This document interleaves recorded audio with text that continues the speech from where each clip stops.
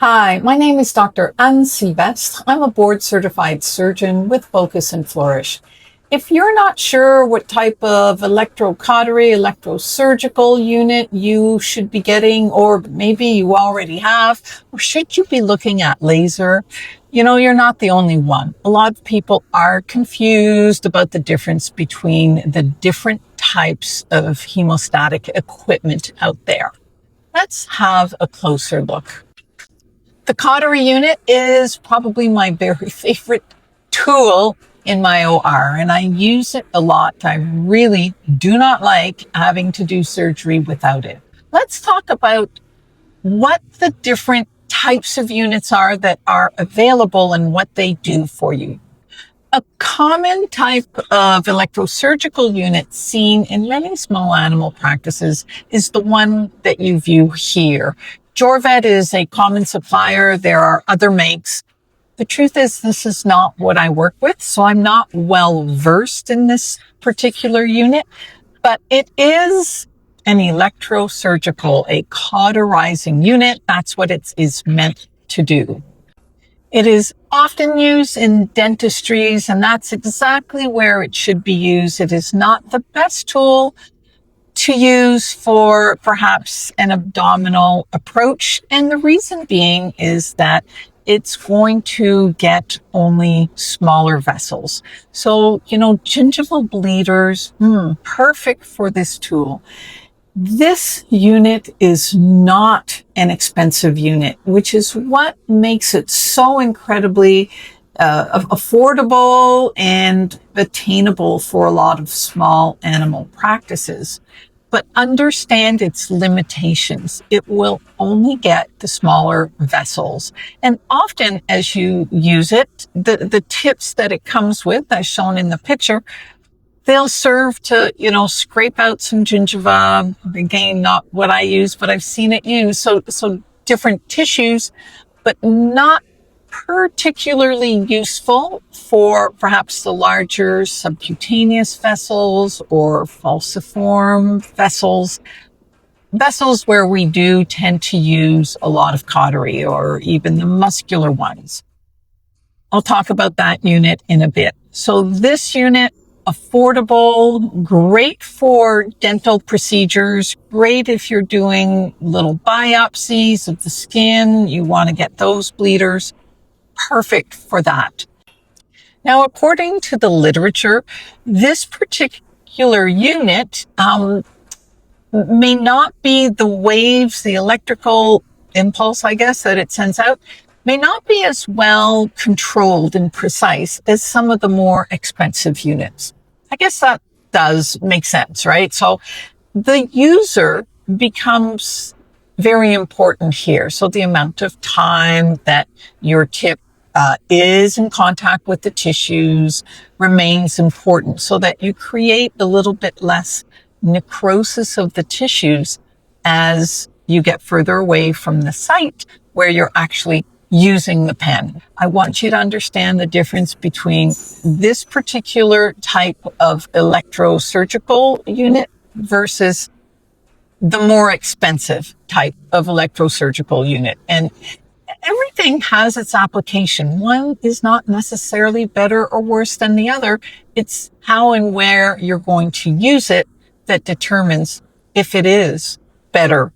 If you like the information in this video, grab our free checklist at focusandflourish.com. The link is in the description below. Now the Erbe or the Bovie, they're pretty equivocal that I'm showing you here. These are the types of units that I have worked with my entire career, and I really would not want to be doing any kind of surgery without being able to achieve the amazing hemostasis that these units can achieve. I am seeing them more and more in general practices, especially those that are doing a fair number of surgeries. But pretty much any specialty surgical practice, you are going to see one, probably more if they have more OR tables of these units in their surgery suites. So besides the much higher price tag, what's the difference between these units and the one that we were just talking about, the Jorvet? The biggest difference for me is that this unit will get much larger vessels. So the Jorvets, it's really better, more capillary type. Whereas with this unit, I can securely get vessels from 2 to 3 millimeters when you've learned to use it properly. But the bottom line is, with these units, in a bigger dog, I can safely, securely cauterize large vessels, so I can get into the abdomen pretty quickly. I can take out the falciform ligament fat pretty easily with my cautery pen. Another difference is with this unit, I can do monopolar or bipolar. And in certain cases, the bipolar becomes useful, probably more in a specialty practice, I will admit on that, but it is nice to have that option, whereas the Jorvet, only monopolar. What you need to understand is that both of these units, or anytime you've got electrocautery, you are burning tissue, and you will cause a certain amount of tissue necrosis and inflammation at the level where you are using your cautery. So you need to be aware of this and learn how to use your cautery properly to minimize the depth, the amount of damage that you are creating. Very important, and we will discuss this in later videos. What about the laser units, the CO2 laser units? These were very popular, especially in our geographic area. So the laser unit, its purpose is simply hemostasis, nothing more magical than that. It is especially great at achieving hemostasis in these dense capillary bed tissues. So think mucosa, the nasal passages, turbinates, where there are no bleeders for the surgeon to actually cauterize or grab. Laser, fabulous here. I used it a lot when we were doing full turbinectomies. Absolutely great for that. According to the literature, the laser will cause less tissue necrosis. But again, any unit like laser or electrocautery, the amount of tissue necrosis it will cause is often more user dependent. So you need to learn how to use any tool properly. And by properly using it, there'll be less tissue necrosis. Now, when the laser first came out, it was advertised by the general practices. We have a laser. We can take out those big tumors on your patient. We can do all these miracle surgeries. No, laser doesn't allow you to do that.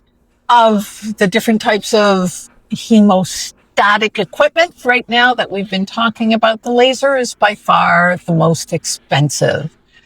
So in my opinion, I think for its price tag, I think the electrocautery is sufficient. Yes, there are certain things that the laser does better. There's no doubt about that. So depending on perhaps what types of surgery you're doing, you may want to invest in a laser. But for most small animal general practices, it is not necessary to spend that kind of money. Recap. The electrosurgical units, such as a Jorvet, very affordable, great for dentistries, not what you want to be using in the OR for your abdominal procedures, for your amputations, etc. For those particular procedures, you're going to want to spend a bit more money and get something like the Erbe or the Bovie electrosurgical units that will give you a better quality hemostasis, and that'll work well and securely in larger vessels. And that's what you're looking for. Secure hemostasis, right? Laser, an amazing tool, but for most small animal general practices, I don't think it's worth the investment. That's my opinion. I hope you found this helpful. If you want more information like this, join our community at focusandflourish.com and we'll send more practical guidance straight to your inbox.